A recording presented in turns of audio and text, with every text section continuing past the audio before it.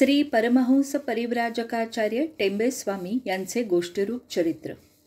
लेखिका सौ शिल्पा टेंबे. अभिवाचन सौ शिल्पा टेंबे. परमहंस परिव्राजकाचार्य श्री वासुदेवानंद सरस्वती टेंबे स्वामी महाराज की जय. श्रीराम. अध्याय 19 भाग 2. तिलकवाड्यास एक वारुबाई करंजगावकर नावाची विधवा बाई राहत होत्या. त्यांना बाळकृष्ण व गोविंद नामक पुत्र होते. नर्मदा परिक्रमेला जे लोक येत असत त्यांना वस्त्र, धान्य, भोजन तसेच स्वगृही आश्रय देऊन वारुबाई सेवा करत असे. महाराज एकदा वारुबाईच्या घरी भिक्षेस गेले.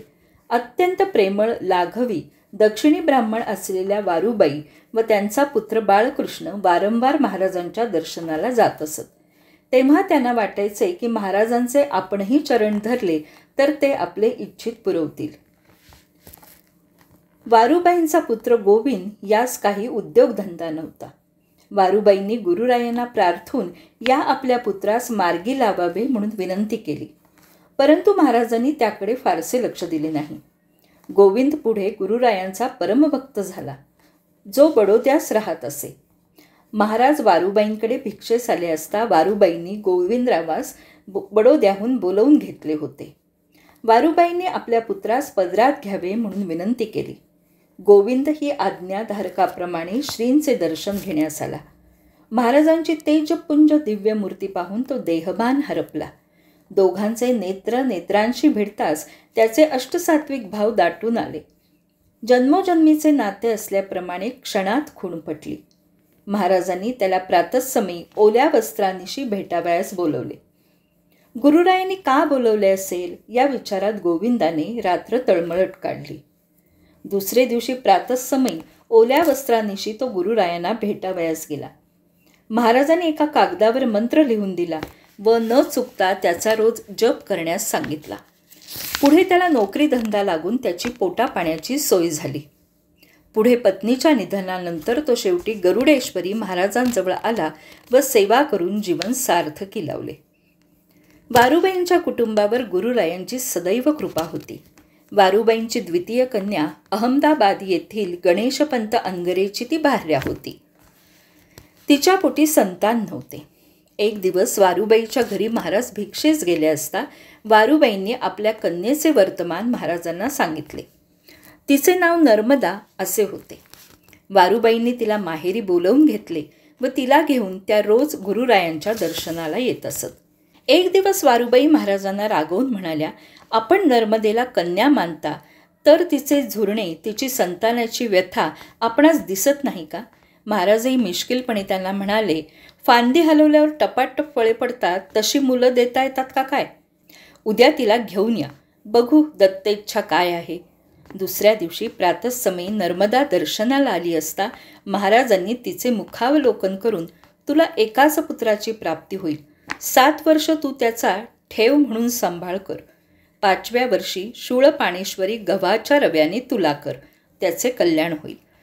स्वामींनी आशीर्वाद दिल्याप्रमाणे तिला पुत्रप्राप्ती झाली. तिने त्याचे नामकरण न करता 7 वर्षे महाराजांनी सांगितल्याप्रमाणे ठेव म्हणून त्याचा निष्ठेने सांभाळ केला व 7 वर्षाचा होताच त्याला घेऊन ती गरुडेश्वरी महाराजांच्या दर्शनास आली. महाराजांनी त्याचे मुखावलोकन करून त्याला प्रेमाने जवळ घेतले व नाव काय विचारले. नर्मदेने त्यांना सांगितले, ही आपुली ठेव म्हणून मी याचा सांभाळ केला आहे, याचे नामकरण आपणच करावे. महाराजांनी तिला त्याच्या वजनाचा रवा घेऊन यायला सांगितले व त्याची तुला करून हा तुझा वासुदेव घे असे सांगितले. आणि वासुदेवास म्हणाले, काय वासुदेवा, आता ब्राह्मण झालास ना? रोज स्नान संध्या गायत्री मंत्र जपणार ना? नित्य आराधना कर, संकटात त्रासात तोच तारून नेईल. निष्ठा ठेव असे म्हणून बालवासुदेवाला त्यांनी आपल्या मांडीवर बसवून मंत्र दिला व 3 वेळा मंत्र त्याच्याकडून म्हणवून घेतला. बालवासुदेवास संगीताची खूप आवड होती. स्वामी महाराजांवर त्याची भक्ती होती. त्यांनी दिलेला मंत्र त्याने आयुष्यभर जपला. हाच वासुदेव पुढे गायनाचार्य वासुदेव अनगरे म्हणून प्रसिद्ध पावला. त्यांनी काठेवाड, जोधपूर, बिकानेर, अलवार, पोरबंदर, जामनगर, भावनगर, म्हैसूर येथील राजदरबार गाजवले. म्हैसूरच्या महाराजांनी तर रत्नजडीत शिवलिंग देऊन त्याचा सत्कार केला. 1932 सालच्या अखिल भारतीय संगीत परिषदेस त्याने प्रथम क्रमांक मिळवला व सुवर्णपदक सन्मानास पात्र ठरला. त्याच्या मातुल घराण्यावर स्वामी महाराजांची विशेष कृपा होती. ही मंडळी महाराजांचा शोध घेऊन वेळोवेळी त्यांच्या दर्शनास ते जिथे असतील तेथे येत असत. एक दिवस नर्मदा, वासुदेवाची आई, महाराजांना म्हणाली, आपण सर्वांचे भविष्य सांगता, मग माझेही भविष्य सांगा.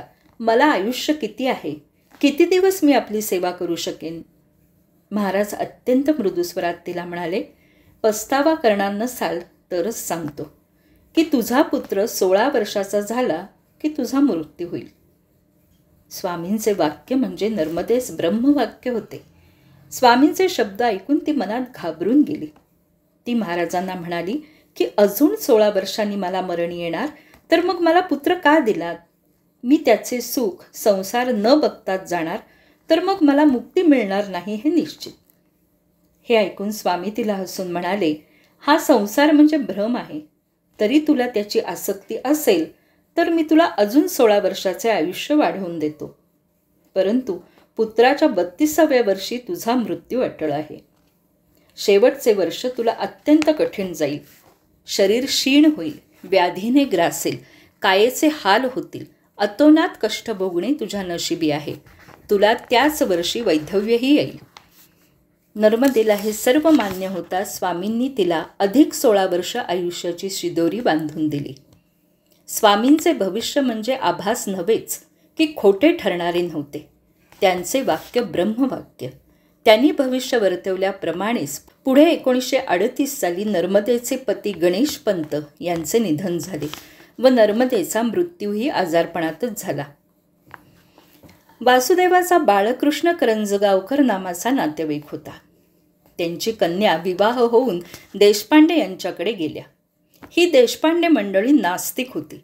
कुळधर्म कुळाचार कधी करत नसत, तसेच भूत भविष्य मानत नसत. याचे परिणाम म्हणून गंगूबाईस संतान नव्हते.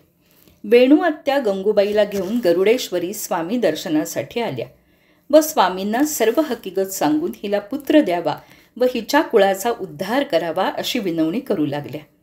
स्वामी महाराज वेणूताईंना म्हणाले, नर्मदेला तर लग्नानंतर अनेक वर्ष मूल नव्हते. गंगूबाईचे तर आत्ताच लग्न झाले आहे. असे प्रश्न विचारणेच चुकीचे आहे. परंतु वेणूबाईंनी अति आग्रह केल्यामुळे स्वामींनी तिची भविष्य कुंडली मांडली आणि गंभीर होत म्हणाले, हिला एक पुत्र होईल, परंतु तो पित्यास घातकी ठरेल. 6 महिने तरी पित्याने त्याचे मुख पाहू नये. 6 महिन्यानंतर शांती करून मगच मुख पाहावे, अन्यथा गंगूबाईला वैधव्य येईल हे नक्की. 1913ला गंगूबाईला पुत्र झाला. तिचे बाळणपण तिलेकवाडेसच झाले. गंगूबाईचा पती शंकरराव देशपांडे यांना मुलगा झाला कळवण्यात आले व बारशाला येऊ नये असेही सांगण्यात आले. परंतु मुळातच देशपांडे कुटुंबीय नास्तिक होते. गंगूबाईच्या सासऱ्याला महाराजांची भविष्यवाणी म्हणजे थोटांड नाटक वाटले व व्याही मंडळींना ठीक करण्याच्या हेतूने त्यांनी शंकररावाला जाणून बुजून तिलकवाड्यास नामकरण विधीस पाठवले. शंकररावाच्या आगमनाने सर्व मंडळींना पुढे काय वाढवून ठेवले आहे त्याची शंका आली व त्यांनी पुत्राचे दर्शन न व्हावे यासाठी बराच खटाटोप केला. शंकररावाने महाराजांच्या भविष्यवाणीची थट्टा केली व तो हट्टाला पेटला व सर्वांची नजर चुकवून तो पुत्राला भेटला. विनाशकाले विपरीत बुद्धी. गंगूबाईला आता काय आपत्ती ओढवणार याची कल्पना आली व आभाळ कोसळल्यासारखे होऊन ती दुःखी झाली. पुढे 6 महिन्यातच शंकररावाला क्षयाची व्याधी जडून वर्षभरातच त्याचे त्या व्याधीतच निधन झाले. वासुदेवानंद सरस्वती महाराज आपल्या भक्तांवर सदैव लक्ष ठेवीत. त्यांना मार्गाला लावत. कोणी संकटात आहे कळताच सत्वर धावून जात. त्यांनी केलेले भविष्य, उच्चारलेली वाक्य कधीच फोल ठरत नसत. अवधूत चिंतन श्री गुरुदेव दत्त.